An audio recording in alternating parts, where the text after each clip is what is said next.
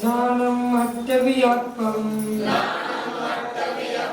ಮದಸುದ ಹೋಯ್ ಅಣಾಣನಾಣಿ ಮನಪಜ್ಜಯ ಕೇವಲಮವಿ ಅಚ್ಚಕ್ಯ ಪರೋಕ್ಷವೇಯಂ ಚ. ಈಗ 5ನೇ ನಂಬರ್ ಶ್ಲೋಕ. 8 ವಿಧವಾಗಿದೆ. ಮದಿ ಅಂದ್ರೆ ಮದಿ ಜ್ಞಾನ, ಶುದ್ಧ ಅಂದ್ರೆ ಶುದ್ಧ ಜ್ಞಾನ, ಹೋಯಿ ಅಂದ್ರೆ ಅವಧಿ ಜ್ಞಾನ, ಅನಾಡಿ ನಾಡಿ ಜ್ಞಾನನೂ ಐತಿ ಅಜ್ಞಾನನೂ ಐತಿ. ಇವೆರಡೂ ಕೂಡ ಜ್ಞಾನದ. ಮನಪ್ರತ್ಯಯ ಅಂದ್ರೆ ಮನಪ್ರಯ ಜ್ಞಾನ, ಕೇವಲ ಅವಿ ಅಂದ್ರೆ ಕೇವಲ ಜ್ಞಾನ, ಪ್ರತ್ಯಕ್ಷ ಪರೋಕ್ಷ ಅಂದ್ರೆ ಮತಿ ಜ್ಞಾನ, ಶುದ್ಧ ಜ್ಞಾನ, ಇದು ಪರೋಕ್ಷ ಜ್ಞಾನ ಇದೆ. ಇನ್ನು ಅವಧಿ ಜ್ಞಾನ, ಮನಪ್ರಯ ಜ್ಞಾನ, ಕೇವಲ ಜ್ಞಾನ ಪ್ರತ್ಯಕ್ಷವಾಗಿದೆ. ಈ ರೀತಿಯಾಗಿ ಇದನ್ನು ತಿಳ್ಕೊಳ್ಬೇಕು. ಇದನ್ನು ಬಿಟ್ಟೋಗಿತ್ತು.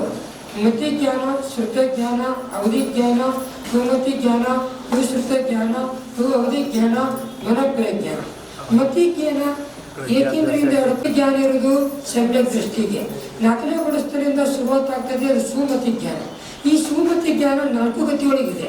ನರಗತಿಯೊಳಗೇನೂ ಇದೆ, ತಿರ್ಯಂಚ ಗತಿಯೊಳಗೂ ಇದೆ, ದೇವಗತಿಗೂ ಇದೆ, ಮನಸ್ಸುಗತಿಗೂ ಇದೆ. ಈ ಮತಿ ಜ್ಞಾನ 4 ಗತಿಯಲ್ಲೂ ಕೂಡ ಇರುತ್ತದೆ ಅಂತ ತಿಳ್ಕೊಳ್ಬೇಕು. ಅಂದ್ರೆ ಅವಧಿ ಜ್ಞಾನ ಅದು ಕೂಡ 4 ಗತಿಯೊಳಗೆ ಇರ್ತದೆ ಅಂತ ತಿಳ್ಕೊಳ್ಬೇಕು. ಇನ್ನು ಶಿವವಧಿ ಜ್ಞಾನ ಏನಾಯ್ತು, ಇನ್ನು ಮನಪ್ರಯ ಜ್ಞಾನ ಐತಲ್ಲ, ಅದು ಮನುಷ್ಯ ಭಾವದಾಗ ಅಷ್ಟೇ ಐತೆ ಅಂತ ತಿಳ್ಕೊಳ್ಬೇಕು.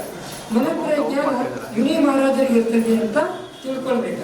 6ನೇ ಗುಣಸ್ಥಾನದಿಂದ ಹಿಡ್ಕೊಂಡು 12ನೇ ಗುಣಸ್ಥಾನದ ಮನಪ್ರಯ ಜ್ಞಾನ ಇದೆ ಅಂತ ತಿಳ್ಕೊಳ್ಬೇಕು. ಇನ್ನು ಕೇವಲ ಜ್ಞಾನ ಅರಿಹಂತರಿಗೆ, ಸಿದ್ಧರಿಗೆ ಇರ್ತೈತೆ ಅಂತ ತಿಳ್ಕೊಳ್ಬೇಕು.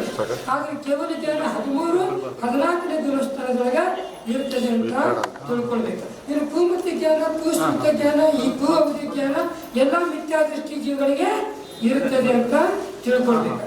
ನಿನ್ನೆ ಈ ತರ ಆಗ್ಬೇಕಾಗಿತ್ತು, ಆದ್ರೂ ಕೂಡ ಇವತ್ತು ನಿಮಗೆ 8 ಜ್ಞಾನದೊಳಗೆ